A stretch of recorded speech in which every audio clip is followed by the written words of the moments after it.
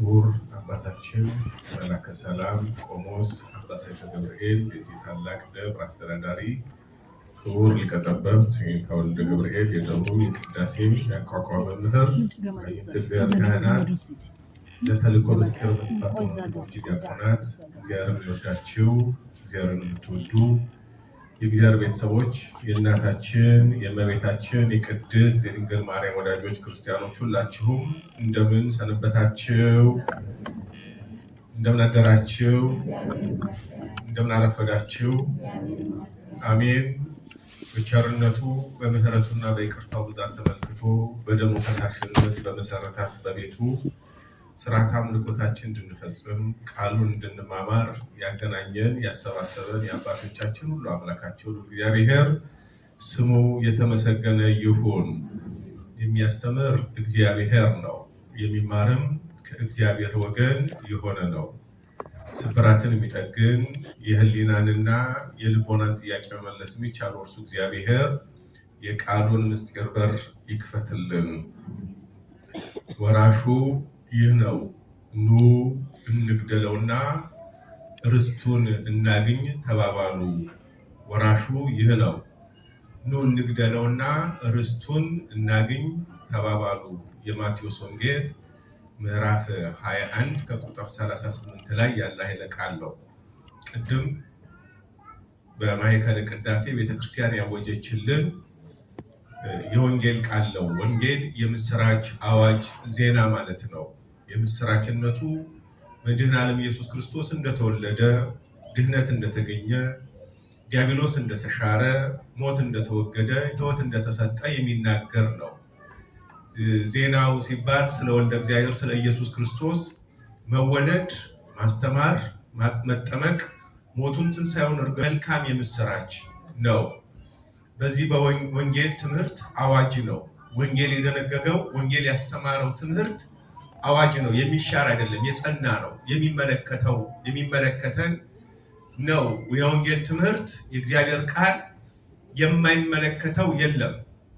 ቤተክርስቲያን ስለ ወንጌል ክብር በሕይወት ውስጥ ሁሉ ዋጋ ትከፍላለች፣ ትሰደዳለች፣ ትገረፋለች፣ ትሞታለች፣ ትሰቀላለች። በየዕለቱ መስቀል ላይ ስለ ወንጌል ክብር ትውላለች። የዛሬው ትምህርት የሚያስተምረን ይህንን ነው። አንድ ባለጸጋ የወይን መሬት ገዝቶ የወይን ዘርም አምጥቶ ቅጥር ቀጥሮ ዘርቶበት መጭመቂያ ጉድጓድ አዘጋጅቶ ግንብ ገንብቶ ለገበሬዎች አደራ ሰጥቶ ወደ ሩቅ ሀገር ሄደ ይላል። ያም የወይኑ ከተዘራ በኋላ ፍሬ ያፈራል። ዘር ተዘርቶ ፍሬ ሳይሰጥ አይቀርም በጭንጫ ላይ ካልተዘራ በስተቀር። ገበሬው መልካም ከሆነ መሬቱ መልካም ከሆነ ፍሬ ያፈራል። ዘሪው ደግሞ በጎ ስለሆነ የተዘራው ዘር ፍሬ አፍርቶ ነበረ። ወቅቱ ሲደርስ ፍሬ ፍለጋ መልእክተኞችን የዛ የወይኑ ባለቤት ላከ። ዕብራውያን ጌታችን ለዕብራውያን ይህንን በምሳሌ ሲያስተምራቸው ዕብራውያን በጣም ከተክሎች የሚወዱት ወይን ነው። ወይን ምግባቸው ነው። ወይን መስዋዕትም ያደርጉታል። ወይን መድኃኒት ነው። ለምሳሌ የማርቆስ ወንጌል ምዕራፍ 10 ቁጥር 46 ላይ ስንመለከት አንድ መንገደኛ የነበረውን ቁስለኛውን ሰው ለመፈወስ ለቁስሉ ምንድን ያፈሰሰለት ይላል? ወይን አፈሰሰለት።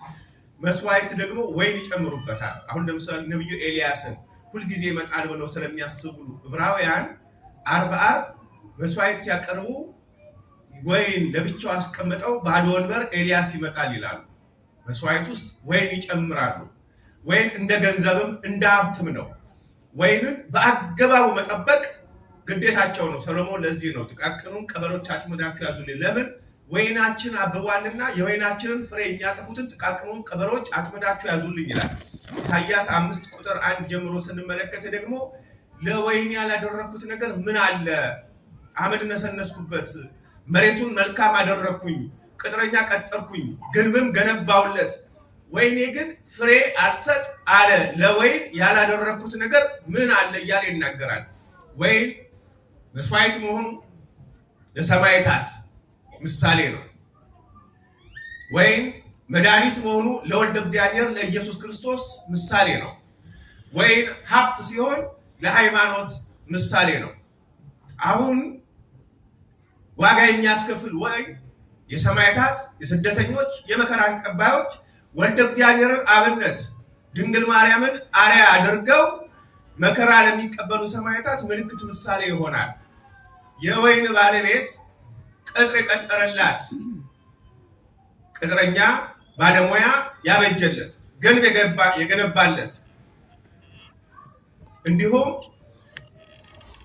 ጉድጓድ ተምሶ ወይን መጭመቂያ ስፍራ የተዘጋጀለት ጥንቃቄ የሚሻ ስለሆነ ማለት ነው። ጥንቃቄ የሚሻ ስለሆነ ይሄ ያደረገለት አካል አለ። አድራጊው እግዚአብሔር ነው። ገበሬ ተቀጥሯል። የፍሬ መስጫ ወቅት ሲደርስ ወይኑ ፍሬ ሰጥቷል። ነገር ግን የወይኑን ዛላ ላለመስጠት መልእክተኞች ሲመጡ መልእክተኞችን የሚገድሉ ሆኑ። እነማን? ቅጥረኞቹ ገበሬዎቹ ባልዘሩበት ባልደከሙበት እየተጠቀሙ ሊጠቅሙ በተሾሙበት ወይን ላይ እንደ ባለቤት ሆነው የኔ እንጂ የማን ይሆናል ብለው የወይኑ ባለቤት መልእክተኞችን ሲልክ መልእክተኞችን መግደል፣ ማሳደድ፣ መደብደብ ጀመሩ። የደበደቡት አለ፣ ያሳደዱት አለ፣ በድንጋይ የወገሩት አለ፣ የገደሉት አለ ይላል የማቴዎስ ወንጌል ምዕራፍ 21 ላይ ቅድም ሲነበብልን። ምዕራፍ ስንት ነው? እኔ ጋር ናችሁ? ስንት ነው? 21 እርግጠኞች ናቸው? አንዳንድ ሰው የዛሬ 6 ዓመት ለአክስቱ ልጅ ያሰፋውን የአበሻ ቀሚስ ጥለቱን ያውቀዋል አይደል?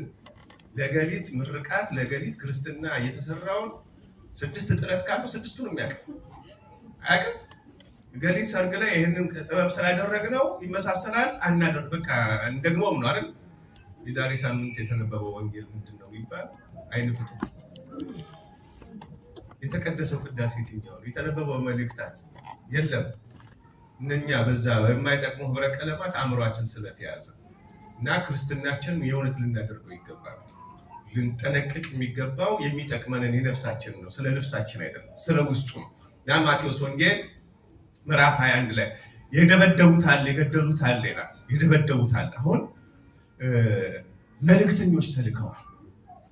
ገበሬዎች የተባሉት የዚህ ዓለም ሹመኞች ናቸው። ሹማምንት፣ ነገስታት እንደነ ናቡከደነጾር፣ እንደነ ፈርዖን ያሉ፣ እንደነ ሄሮድስ ያሉ በአስተዳዳሪነት ሰዎችን ጊዜንና ሀብት ንብረትን እንዲያስተዳድሩ ህዝብን ቢመርጣቸው የሰውን ፈቃድ አውቆ እግዚአብሔር የግብር ዕጣ ቢሾማቸው ዓለም የነሱ ትመስላቸዋለች፣ ሰውም የነሱ ፍጡር ይመስላቸዋል። እነሱ ላቆሙት ምስል ለሚፈቅዱት ፍቃድ እንጂ ከነሱ ሐሳብና ፍቃድ ውጪ እግዚአብሔርም የለም ብለው ማሰብ ነው የሚፈልጉት። ሎቱ ስብሐት ከደመና በታች የሆነውን ሹመታቸው ከፀሐይ በላይ የሆነ ስልጣን ያላቸው እስኪመስል ድረስ በእነሱ ዘንድ ፀሐይ እንደማትጠልቅ፣ በእነሱ ዘንድ መሸነፍ እንደሌለ፣ እነሱ ገዳዮች እንጂ እንደሚሞቱ አያስቡ። የመሪነት ትልቁ መጥፎ ሳይኮሎጂ የሚሞቱ አይመስላቸውም መሪዎች። አሁን ዶክተር ማከም ነው እንጂ ትንሽ ጀርም እሱን እንደምትወጋው እንደምታመው አያስብም። ይሄ የዶክተር ሳይኮሎጂ ነው አይደል? መሪዎች ደግሞ ምንድነው? አንዳንድ አትሰሙ፣ አንዳንድ ጊዜ በምድር ላይ የሚያስቆመን ኃይል የለም የሚሉ ትምክህተኞች። በምድር ላይ ከፀሐይ በታች እንዲህ ሊያደርገን የሚችል ማንም የለም፣ ማንም አያስቆመንም ነው የሚሉት። ገበሬዎች ሆነው እንደተሾሙት ህዝብን እንዲያስተዳድሩ ጊዜ፣ ቦታ፣ ሁኔታ ተሰፍሮ ተሰጥቷቸው በእግዚአብሔር ስራ ውስጥ እጆቻቸውን አስገብተው የእግዚአብሔርን ክብርና የእግዚአብሔርን ሐሳብ የሚቃወሙ ነገስታት፣ የምድር ነገስታት የወይኑን ፍሬ የምዕመናንን ህይወት ሊያስተምሩ፣ ሊመክሩ፣ ሊገስጹ የተላኩ ሐዋርያትን ያሳድዷቸዋል፣ ይገርፏቸዋል፣ ይገድሏቸዋል። አንዳንዶችን ላከ ይላል። መጀመሪያ የተላኩት ነቢያት ናቸው። ነቢያትን ደበደቧቸው። እንዲህ ይላል ዕብራውያን ምዕራፍ 11 ከቁጥር 34 ጀምሮ ሐዋርያው ቅዱስ ጳውሎስ ለዕብራውያን ክርስቲያኖች መልእክቱን ሲጽፍላቸው ቀድሞ የተላኩ አባቶቻችን ነቢያት የእግዚአብሔርን የኢየሱስ ክርስቶስን መወለድ ሰው ተስፋ አድርጎ እንዲጠብቅ፣ የእግዚአብሔርን ማዳን ተስፋ አድርጎ እንዲጠብቅ ገነት እንደምትከፈት ዲያብሎስ እንደሚሻር የጨለማው ዘመን እንደሚወገድ ነቢያት አባቶቻችን ለማስተማር ሲወጡ ብዙ መከራ ደርሶባቸዋል። በጣም እጅግ ፈተና። ስለምን ልነግራችሁ እችላለሁ ያለው ቅዱስ ጳውሎስ። እንግዲህ ምን እላለሁ? ስለ ጌዴዎንና ስለ ባርቅ፣ ስለ ሰምሶንም፣ ስለ ዮፍታሔም፣ ስለ ዳዊትም፣ ስለ ሳሙኤልም፣ ስለ ነቢያትም እንዳልተርክ ጊዜ ያጥረኛል። አያስፈልግም አላለም፣ ጊዜ ያጥረኛል አለ። እነሱ በእምነት መንግስታትን እንደነሱ ጽድቅን አደረጉ፣ የተሰጠውን የተስፋ ቃል አገኙ፣ የአንበሶችን አፍ ዘጉ፣ እነ ዳንኤል የእሳትን ኃይል አጠፉ፣ 3 ደቂቅ ከሰይፍ ስለት አመለጡ። አመለጡ ማለት አልተገደሉም ማለት አይደለም። እስከ መጨረሻው ጸንተው ተሰንጥቀው፣ እነ ኢሳይያስ በመጋዘን የተሰነጠቀው ክብርን አገኘ፣ አልካደም ማለት ነው። ከድካማቸው በረቱ፣ በጦርነት ኃይለኞች ሆኑ፣ የባዕድ ጭፍሮችን አባረሩ። ሴቶች ሙታናቸውን በትንሣኤ ተቀበሉ። ሌሎች መዳንን ሳይቀበሉ የሚበልጠውን ትንሣኤ እንዲያገኙ እስከ ሞት ድረስ ተደበደቡ። ሌሎችም መዘባቻ በመሆንና በመገረፍ ከዚህም በላይ በእስራትና በወህኒ ተፈተኑ። ኤርምያስ በድንጋይ ተወግረው ሞቱ፣ ተፈተኑ፣ በመጋዝ ተሰነጠቁ፣ በሰይፍ ተገደሉ፣ ሞቱ። ሁሉን እያጡ መከራን እየተቀበሉ እየተጨነቁ የበግና የፍየል ሌጦ ለብሰው ዞሩ። ዓለም አልተገባቻቸውምና ዮሐንስ መጥምቅ ምናኔም ሰማዕትነት ነው። እሞሙ ለሰማዕታት የምትባለው ድንግል ማርያም በነፍስሽ ሰይፍ ያልፋል ሲላት አረጋዊው ስምዖን እነ ቅዱስ ጳውሎስ በአንገቷ ሰይፍ ያልፋል ማለት አይደለም። ስደቱ ሰይፍ ነው። ስደቱ ሰማዕታት ስደትን ባረከችላቸው። ልጇን ይዛ ተሰደደች። አባቶቻችን ቀድሞ የተላኩት ነቢያት እንዲህ መከራን ተቀብለው ነበር። ለዚህ ነው የማቴዎስ ወንጌል ምዕራፍ 5 ቁጥር 18 ላይ ሲነቅፏችሁ፣ ሲያሳድዷችሁ፣ ስለ እኔም ክፉን ሲናገሩባችሁ ደስ ይበላችሁ። ለምን? ከእናንተም በፊት የነበሩትን እንዲሁ አድርጓቸዋልና።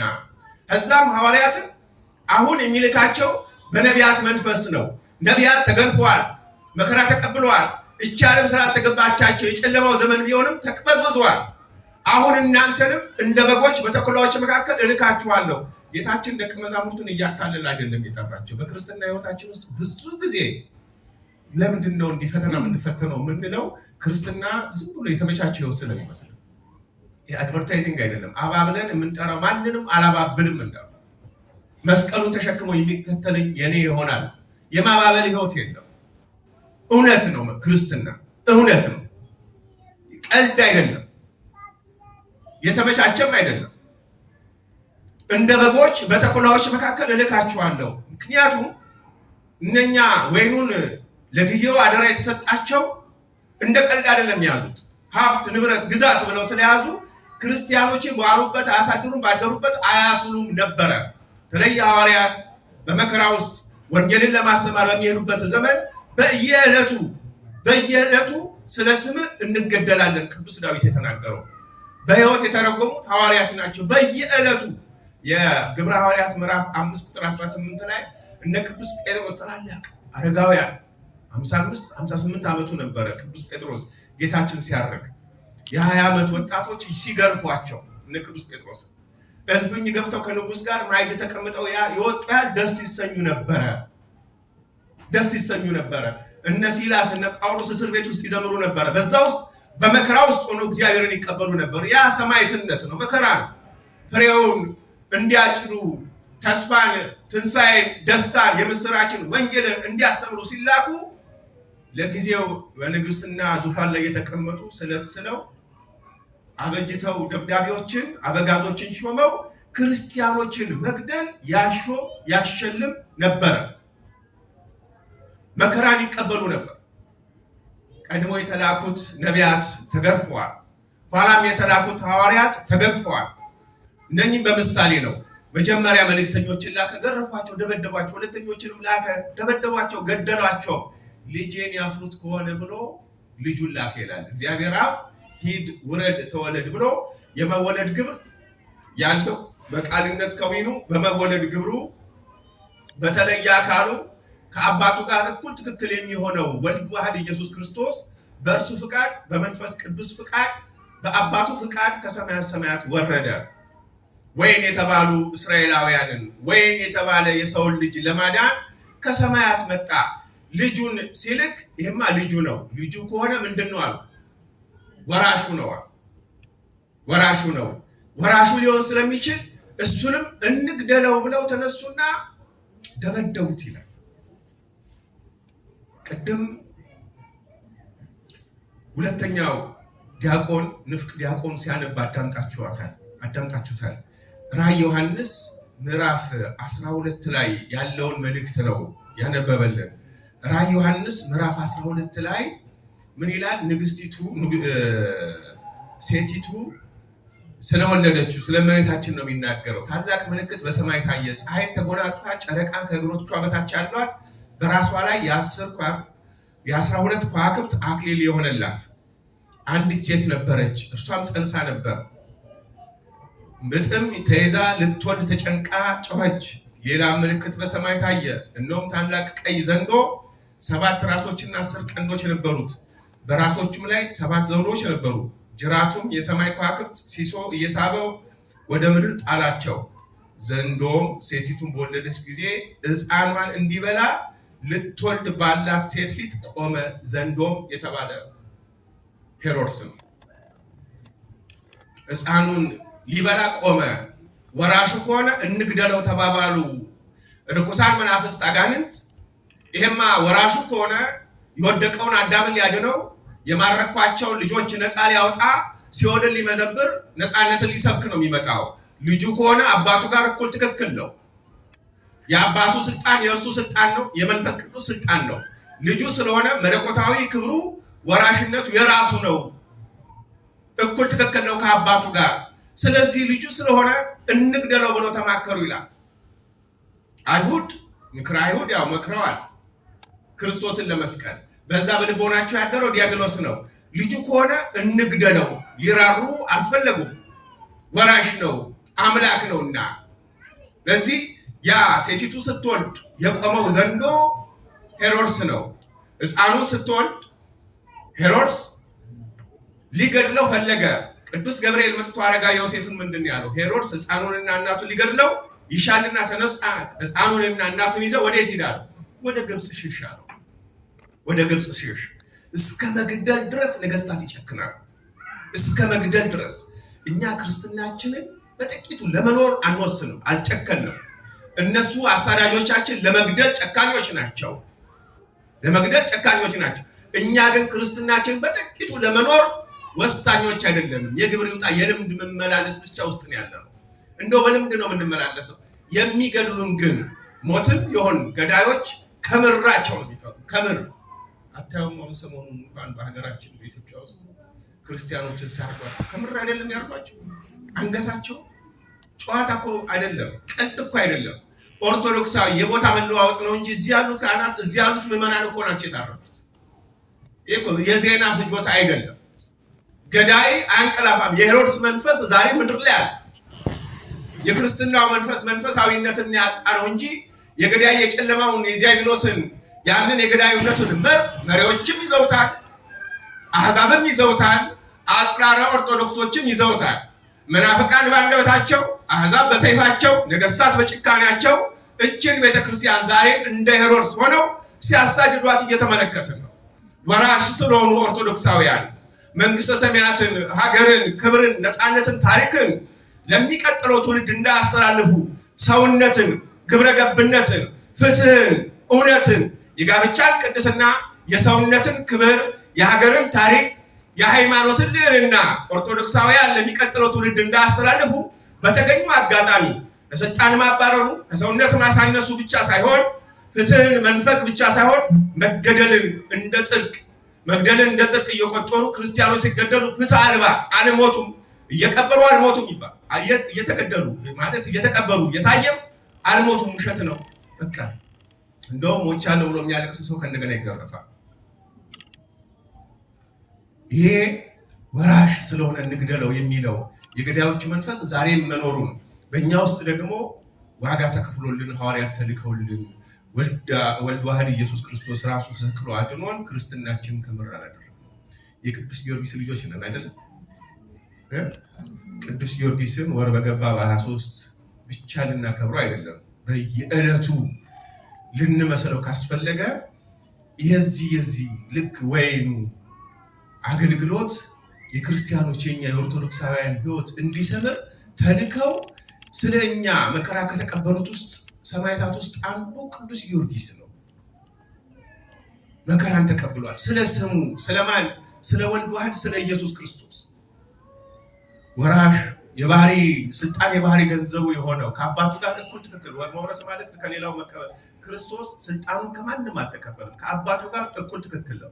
ወራሽ ተናጋሪዎች እንጂ እርሱ የሌለው አብ ያለው ምንም ነገር የለም። ቅድም አባ ሕርያቆስ በቅዳሴው ላይ እንደተናገረው አባት ከልጁ አይበልጥም፣ ልጅም ስለተባለ ከአባቱ አያንስም፣ እኩል ትክክል ነው። ለአብ ያለው ሁሉ ለወልድ አለው። አነ ወአብ አሐዱን እነ። ስልጣን የባህሪው ነው። ቃለ ተናጋሪዎች የተናጋሪዎችን የህሊናቸው የሃይማኖታቸው ጽጽነት እንጂ ልጅ በመሆኑ ከአባቱ አያንስም። ወልድ ባሳየን እሱ ስለኛ መከራ መቀበልን በማሳየቱ ወራሽ የተባሉ ሰማዕታት መንግስተ ሰማያትን ለመውረስ በደሙ ልብሳቸውን አጥበው በታላቋ የጽዮን ተራራ ላይ ለምስጋና የሚሰበሰቡ ናቸው። ሰማዕታት ሌሊት በማህሌት አገልግሎት ላይ ልብሳቸውን በደሙ ካጠቡ ሰማዕታት ጋር እኛንም በዛ ከፍ ባለው ተራራ ላይ እንድንሰበሰብ ድንግል ማርያም በዛ መቆምን አዲን ጸልይልን እየተባለ በማህሌተ ጽጌ በአገልግሎት ላይ ቤተክርስቲያናችን ስትመሰክር ስትጸልይ ስትለምን ነበረ። ሰማዕታት የሚያገኙት የሚወርሱት አለ። ወራሾች ሰማዕታት ናቸው መንግስተ ሰማያትን። ቀደም ድል የነሱ ሰማዕታት ወዳሉበት ማህበር ያግባችሁ ነው አይደል? አባ ሕርያቆስ አዳፌ ነፍስ ቡራኬው ድል የነሱ የሚወርሱት መንግስት ድል ለነሳው መንግስተ ሰማያት እንደ አክሊል ተዘጋጅቶለታል። ሩጫዬን ጨርሻለሁ ለሚለው ሩጫውን ለጨረሰው በሰማዕትነት በሃይማኖት ለሱ የክብር አክሊል ተዘጋጅቶለታል።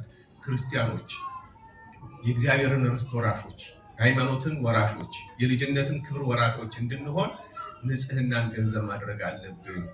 በትንታውም በስኳሩም በደም ግፊቱ በምኑም እንደክማለን በዚህ ምድር ላይ። ስለ ሃይማኖት እንደመድከም ያለ ግን ዋጋ የሚያሰጥ ነገር የለም። ስለ ሃይማኖት መድከም ክብር ያሰጣል፣ ክብር ያስገኛል። ሲነቅፉን ሲያሳድዱን በዛ ደስ ልንሰኝ ይገባናል። በአንጻሩ ዛሬ ልክ ቅዱስ ጊዮርጊስ እንደምናከብረው በሃይማኖቱ በማህተቡ ምክንያት የሞተውን ካህናችንን፣ መነኩሴውን፣ ቄሱን፣ መርጌታውን፣ ዲያቆኑን፣ ሰንበት ተማሪውን፣ የዋሁን ምእመን የሱ ሞት የሱ ደም የሱ እንባ የሱ ሐዘን የሁላችንም እንደሆነ ልናስብ ይገባል። የሁላችንም የኃጢአታችን ውጤት ነገር ግን ደግሞ ደማቸው ደማችን መሆኑን በሃይማኖት እየመሰከርን ስለ አንዱ ስለተሰየፈው እኛም በጸሎት በእምነት በፍቅር ልንተጋ ይገባናል። ወራሾችን መግደል የገዳዮቹ ሴራ ከሆነ ድርሻና ትጋት ከሆነ የኛ ደግሞ ስንፍናን ማስወገድ ይገባናል። ለዚህም ደግሞ በጸሎት ልንተጋ ንስሐ ገብተን ተዘጋጅተን ስለ በደላችን እግዚአብሔር እንዲታረቀን በመጸለይ ልንተጋ ይገባናል። ይቆያል።